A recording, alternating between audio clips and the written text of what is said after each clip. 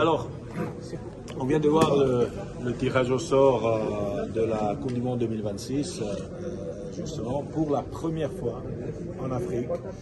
Pour la première fois, tous les pays africains, 54 pays, participent au tirage au sort pour se qualifier pour la Coupe du Monde. Chaque équipe jouera 10 matchs, jamais vu, de qualification, 9 groupes de 6, les gagnants des groupes se qualifient directement, donc au moins 9 pays au lieu des 5 vont se qualifier, et peut-être aussi un 10e qui va jouer des play-offs contre des équipes d'autres continents. C'est incroyable pour le football africain, on a vu l'engouement et l'intérêt pour ce tirage au sort.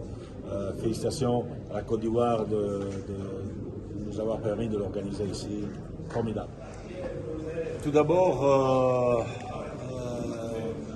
un souvenir magnifique de ce beau pays, Côte d'Ivoire, d'Abidjan, une journée importante, 45e Assemblée générale. Évidemment, il y a eu des élections, évidemment, quand il y a des élections, il y a des candidats qui gagnent, d'autres qui perdent, mais finalement, il y a vraiment un esprit d'unité, de travail qui correspond aujourd'hui au football africain. Tout le monde est là pour avancer. La CAF a fait des progrès énormes ces dernières années et je me réjouis de continuer à travailler ensemble avec la Confédération africaine de football, avec toutes les fédérations, les zones pour le développement du football. Voilà, je pense que cette Assemblée générale démontre exactement cette unité et ces progrès qui ont été faits en Afrique. Je pense que la situation financière de la CAF est très bonne et qu'elle ne va qu'en s'améliorant. Le président de la commission des finances de la CAF, Fouzi Lekja, l'a dit aujourd'hui, mais on voit aujourd'hui même la Coupe d'Afrique qui va se jouer ici en Côte d'Ivoire et les prochaines qui vont être organisées ont aujourd'hui un niveau footballistique et donc par conséquence commercial qui grandit énormément. On a vu maintenant aussi le tirage au sort pour la Coupe du Monde de la FIFA 2026 avec tous les pays, pour la première fois, c'est historique, tous les pays africains impliqués, 9 ou 10 pays africains vont se qualifier. Il y a un intérêt mondial, il y a un intérêt global pour le football africain et ça va se refléter dans le futur encore plus sur les finances de la CAF.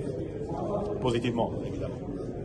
Of the Super League in Europe, and what we wanted to make sure is that we focus on the football rather than the history of the name. And on the 20th of October, we are launching, and we're very excited because it's going to help those.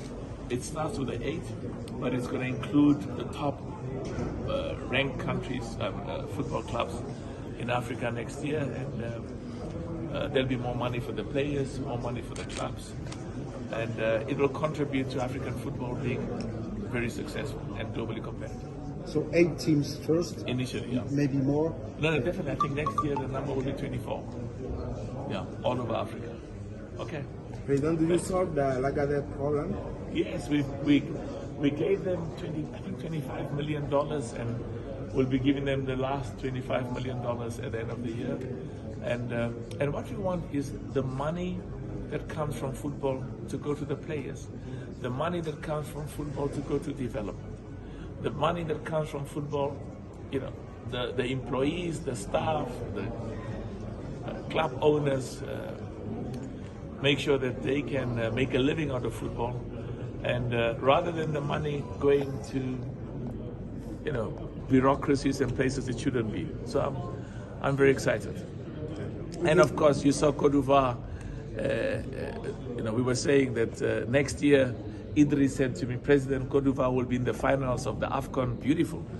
And Côte d'Ivoire should be one of the nations to come. Côte d'Ivoire has got a proud history, and it is indeed one of the nations that can win the World Cup. Côte d'Ivoire has the talent, the history, with many others on the African continent to become champions of the world.